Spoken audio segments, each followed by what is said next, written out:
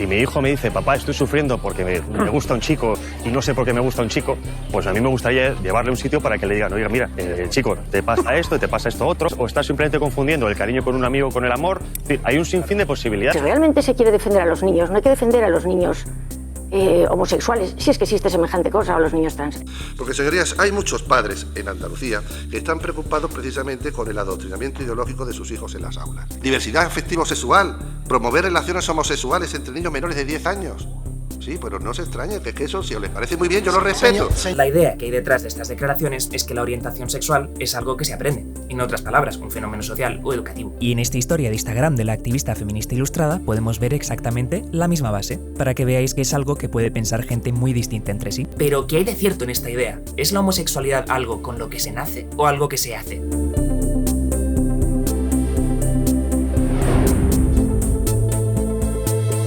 Seguramente has oído o leído que el cerebro de los hombres y de las mujeres tienen muchas diferencias físicas y funcionales.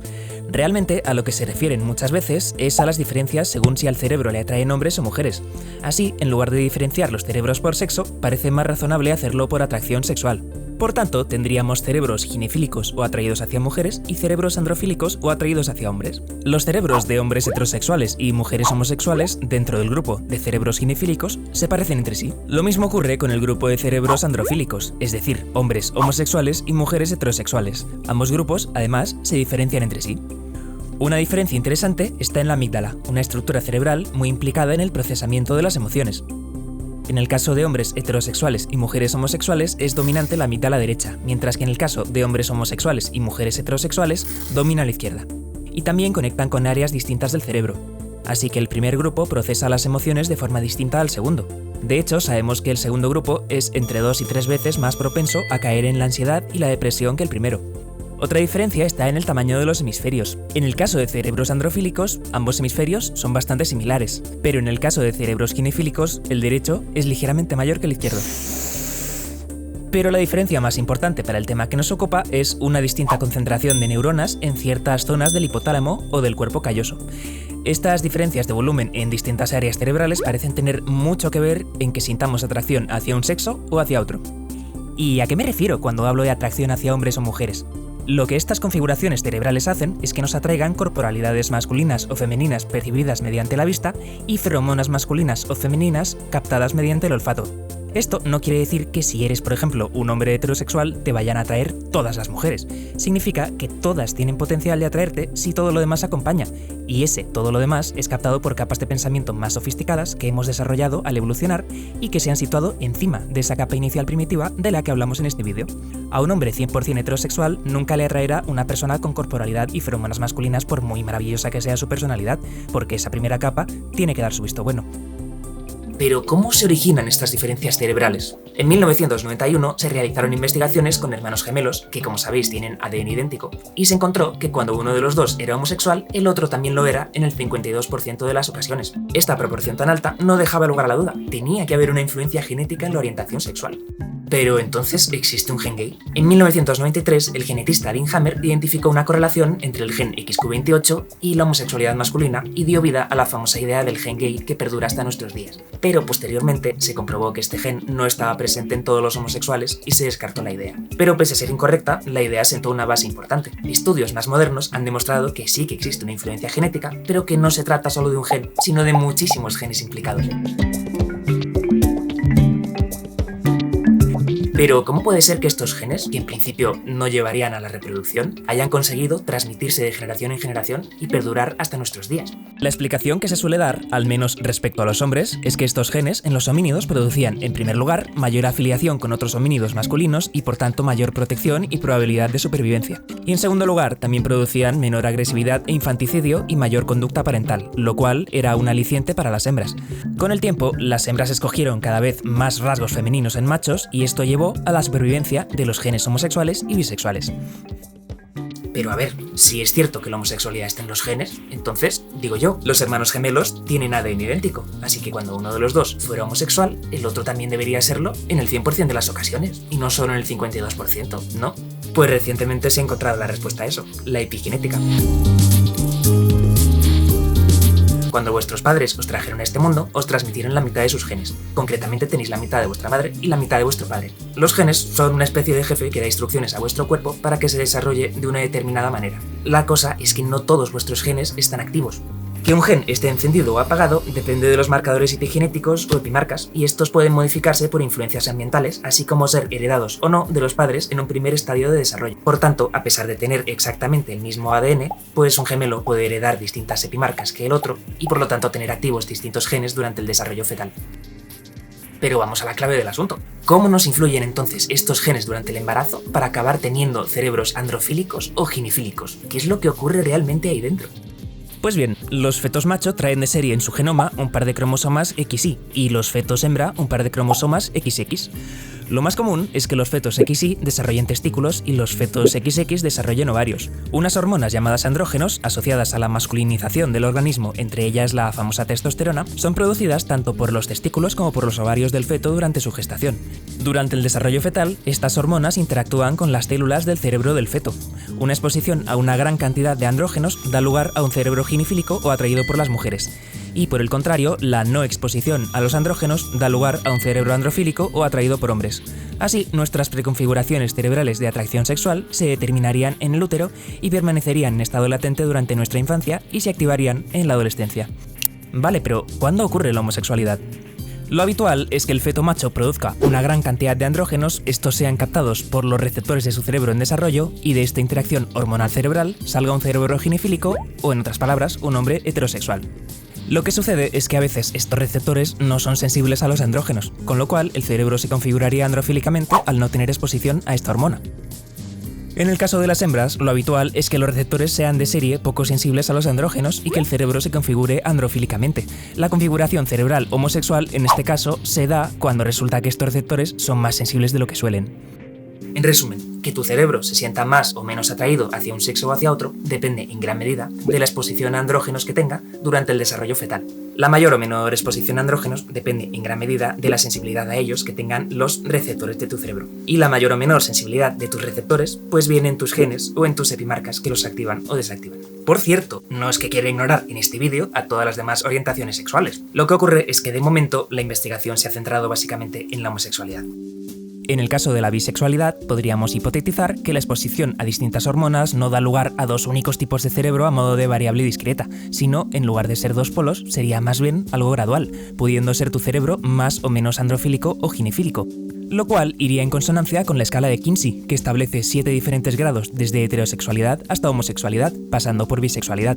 Ya sabéis, aquello de sí, me gustan un 100% las chicas. Bueno, tal vez un 99%. Así pues, lo que podría ocurrir es que se diera una mezcla de los dos tipos de receptores. Cuando el cerebro estuviera en un punto medio, hablaríamos de cerebro ambifílico, pero de esto no hay evidencia empírica aún. Y bueno, también hay otros factores biológicos pero no heredados, como por ejemplo la interacción de la madre con el feto durante el embarazo, o las mutaciones genéticas, o el hecho de que los hombres, a medida que tienen más hermanos mayores, más probabilidad tienen de ser gays. Pero bueno, no vamos a entrar en todo eso en este vídeo porque si no nos queda aquí el Quijote, ¿sabes? En la actualidad está más que demostrado que existe una base genética y hormonal en la orientación sexual. Se han hecho muchísimos estudios y la evidencia es innegable. Por ejemplo, se ha alterado con éxito la orientación sexual de animales modificando su exposición a hormonas durante el desarrollo fetal. Lo que aquí veis es un macho montando otro macho. Pero lo cierto es que la orientación sexual humana es un fenómeno enormemente complejo y todavía no existe ningún modelo biológico que haya podido dar una explicación completa y exhaustiva del asunto. ¿Podríamos interpretar esto como que aún queda mucho por descubrir en cuanto a los factores biológicos implicados? ¿O como una ventana para hipotetizar una posible influencia social, educativa y ambiental? En otras palabras, ¿se aprende en parte de la homosexualidad?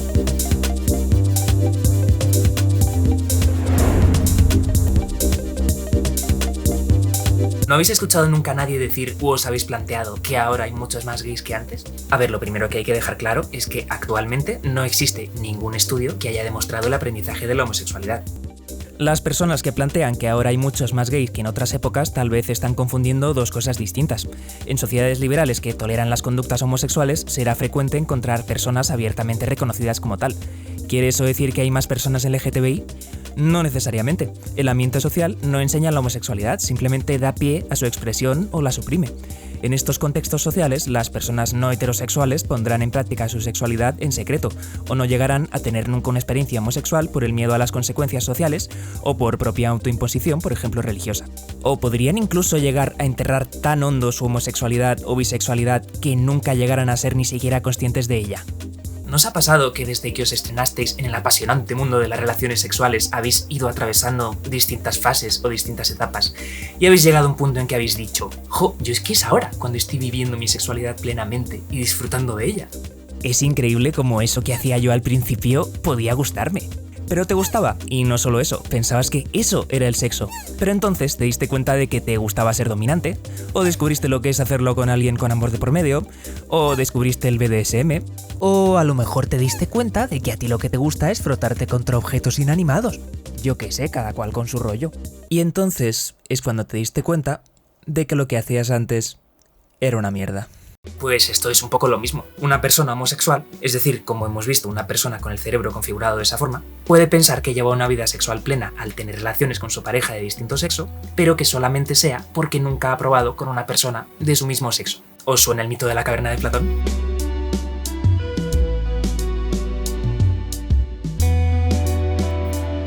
Por cierto, una buena pregunta que se le podría hacer a alguien que crea en el aprendizaje de la homosexualidad es ¿de quién la aprenden exactamente los homosexuales yemeníes, senegaleses, saudíes, etc.? Why are you gay? Esto nos lleva a la postura de la mayoría de neuropsicólogos y neurobiólogos de que la influencia ambiental no puede nunca operar en el plano biológico ni en el plano cognitivo, sino solamente en el plano conductual, a modo de represión. De hecho, Dick Swab afirma que la orientación sexual queda fijada en la segunda mitad del embarazo y nada de lo que ocurre después tiene la más mínima influencia. Y en el otro lado del tablero tendríamos a los que defienden la influencia ambiental. Proponen, por ejemplo, un argumento interesante basado en la plasticidad cerebral. Según ellos, las diferencias en las estructuras cerebrales que hemos visto no serían causa de la homosexualidad, sino consecuencia. Es decir, que a raíz de la práctica de la homosexualidad, el cerebro quedaría configurado de esa forma. De la misma manera que cuando aprendes a tocar un instrumento musical, pues ciertas áreas de tu cerebro implicadas en ello aumentan de volumen. Pero esta idea tiene muy poca aceptación actualmente porque la plasticidad cerebral es muy limitada para algunas cuestiones. No funciona igual para todo. Otra idea, algo más plausible, es que los genes de la homosexualidad se heredan, pero permanecen en estado latente hasta que un evento ambiental los activa o no. Es decir, que sí que habría una base genética, pero la última palabra la tendría el ambiente. Tú que te llamas Manuel, desde ahora te llamarás Verónica y deberás comportarte como lo hace una niña. Levántate de tu sitio y camina ante la clase como lo haría una mujer. Siéntete libre. Pero bueno, una buena forma de saber si la homosexualidad se aprende o se activa o no sería echar un vistazo a los hijos adoptivos de matrimonios homosexuales, ¿no? Pues justamente se han hecho bastantes estudios de estos. Uno muy importante, en 1995, analizaba una amplia muestra de hijos e hijas de padres homosexuales y bisexuales. Bailey concluía que el 90% de los hijos se identificaban como heterosexuales, lo mismo que en el caso de hijos de padres heterosexuales. Así que la influencia de los padres homosexuales no parecía afectar la orientación sexual de los hijos. Un año más tarde, Golombok publicaba un estudio longitudinal, esta vez comparando hijos e hijas de madres lesbianas con hijos e hijas de madres heterosexuales. Además de comprobar que no había diferencias psicológicas significativas de ningún tipo en los hijos ni las relaciones materno-filiales, también comprobó que la orientación sexual de los hijos e hijas no difería en ambos casos. Si os ponéis a revisar la literatura científica, comprobaréis que la gran mayoría de estudios han arrojado resultados similares. Así que bueno, si actualmente aún existe debate respecto a este tema, no es porque los estudios ambientales hayan presentado ninguna prueba empírica válida. Es más bien porque los estudios biológicos aún tienen muchos misterios por desentrañar respecto a este tema. Sin embargo, esto no impide que sigamos viendo cosas como estas. Ojo, en realidad hay casos de personas que dicen que les han servido estas terapias. Pero ¿cómo funcionan estas terapias? ¿Dan resultado o no? Y en caso de que lo den, ¿de qué manera? Desde el punto de vista psicológico. Todos estos temas los dejamos para un próximo vídeo. Por cierto, ahora que este canal acaba de empezar, quiero aclarar que no será exclusivamente de sexología, de neuropsicología o de genética. Lo que vamos a tratar de hacer es plantearnos preguntas que todos nos hemos hecho y responderlas desde la psicología. ¿Por qué el fútbol enloquece a la gente? ¿Para qué sirve la tristeza? ¿Somos monógamos por naturaleza? ¿Qué busca realmente la gente al hacerse selfies? ¿Por qué nos atrae la gente problemática? ¿Qué hay detrás de la gente que se ofende con las bromas? ¿Es posible el altruismo? Así que va a ser un canal que, partiendo de la psicología, se va a adentrar en la antropología, la sociología, la neurociencia, la política social, el arte, el transhumanismo y mucho más. Así que nada, si te ha gustado este vídeo y no te quieres perder los siguientes, pues suscríbete, activa las notificaciones y dale a like. Y así de paso me ayudas un montón. Y por supuesto os animo a que me dejéis vuestros comentarios si tenéis algo que decir sobre el tema, que seguro que sí. ¡Chao!